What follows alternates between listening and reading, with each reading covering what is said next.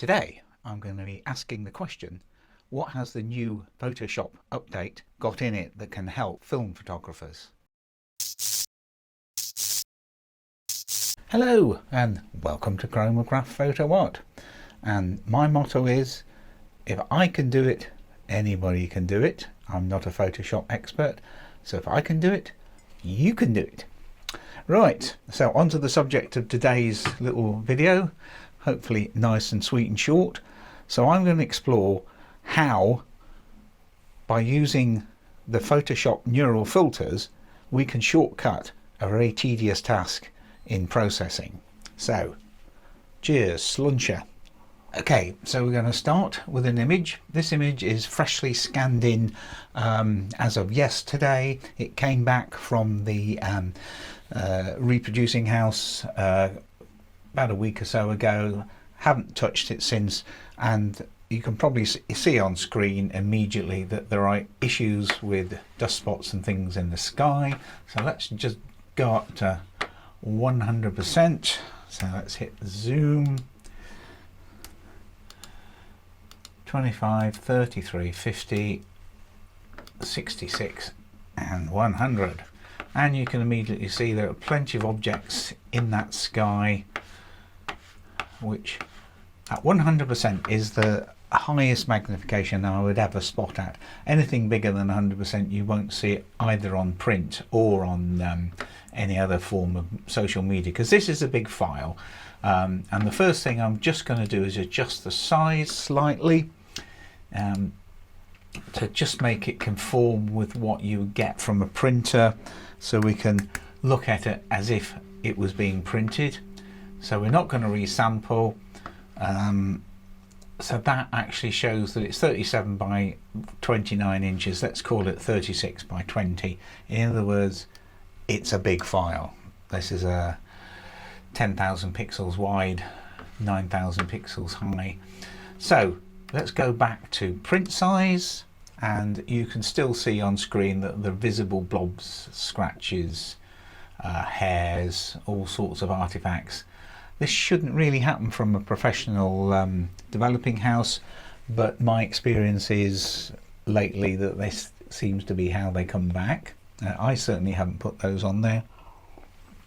So what are we going to do about it? Well, first thing we can do is to get the little lasso out and do content aware remove or content aware delete, use the healing brush. But that means doing every single one of these little dots time and time again, and that's going to take you at best 10 to 15 minutes to get an acceptable result. Bear in mind, I'm mainly talking about the sky on this situation, where that's where the most obvious deficits are. There will be some other deficits in other parts of the image. I haven't edited at all yet. It's very much straight out of the camera, or rather straight out of Negative Lab Pro, which has done all the inversion from negative to positive. So how are we going to do this particular task? The answer lies in Photoshop's neural filters. But before we just get into that, I'm just going to treat it as if it was the sky only. I think it's probably a good idea to spot or adjust the rest of the image separately. So the next step I'm going to do is I'm going to select sky, which it'll do pretty easily. It's a very clear sky here, fairly straightforward. And then I'm going to add a mask just to cut out the rest of the image.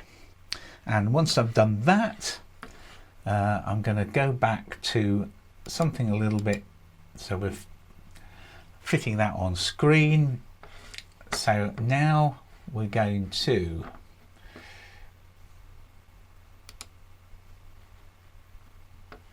filter, and what we want is neural filters. We can't do that in the moment because we're still in the mask there. So filter, neural filters,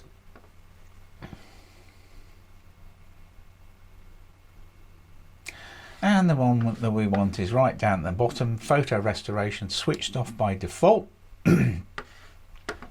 Now this does photo enhancement as well as excuse me, scratch reduction. We only want scratch reduction today. Sorry, quick slurp of the tea, got a bit of a tickly cough here. And there are some other adjustments, noise reduction, colour noise reduction. They may come into play at another stage. We're just focusing on the scratch reduction. What we want to see is how much of these scratches can we get away with removing without any real artifacts coming into play. So let's give it a go. Let's start somewhere in the middle. So we're at 50. Yep. So it's now processing, and this will take a little while because the more you push the slider to the right, the more intensive processing it's doing. So I'll come back to you when it's done. So there we are, and I think you can immediately see there's quite a big difference.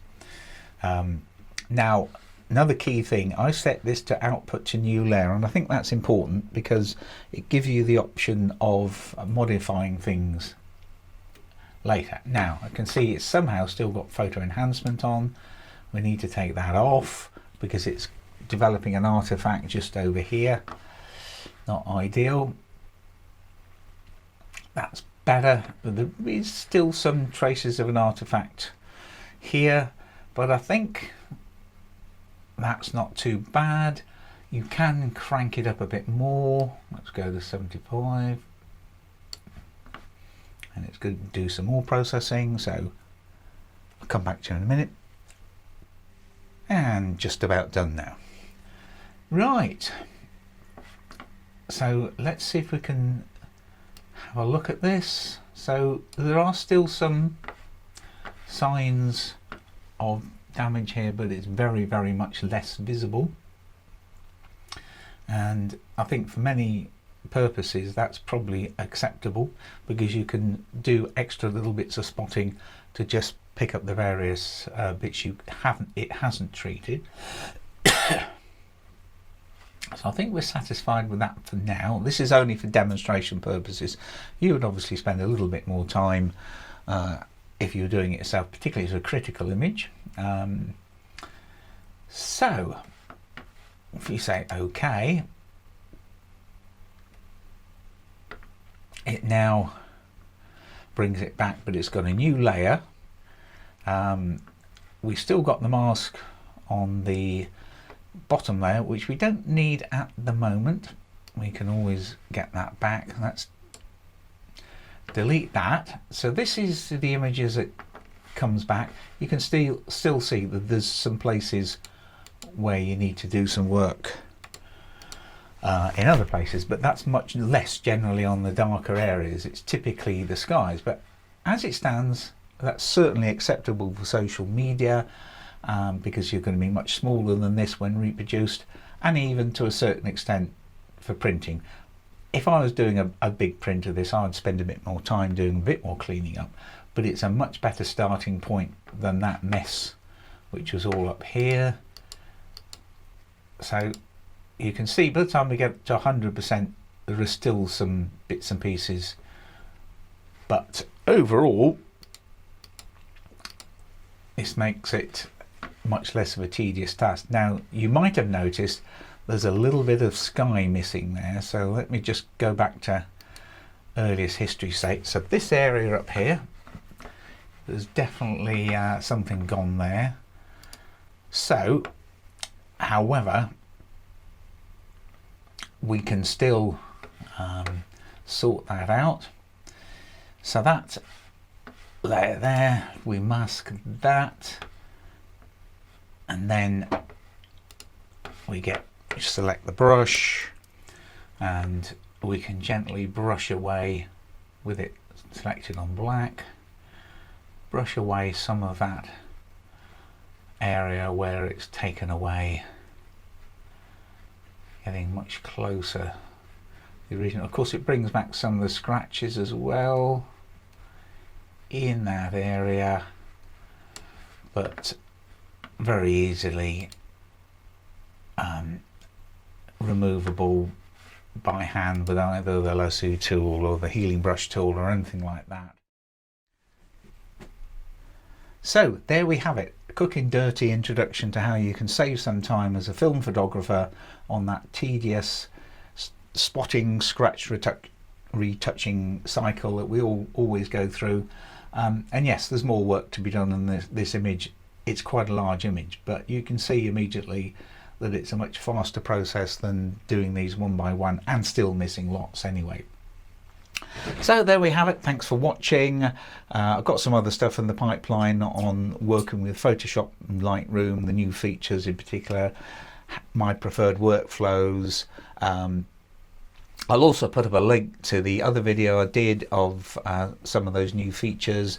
Bear in mind, I'm doing this entirely from a user perspective. I'm not an expert on either Lightroom or Photoshop, but these are programs I do use daily for certain specific tasks, and if they can help me save time, achieve the end I want to, without spending tons of time on rather, well, I was going to say futile, but they reward you with an outcome, but they're very slow. So if you can save that time, we can do the more creative things and achieve more. So that was it. Thanks for watching.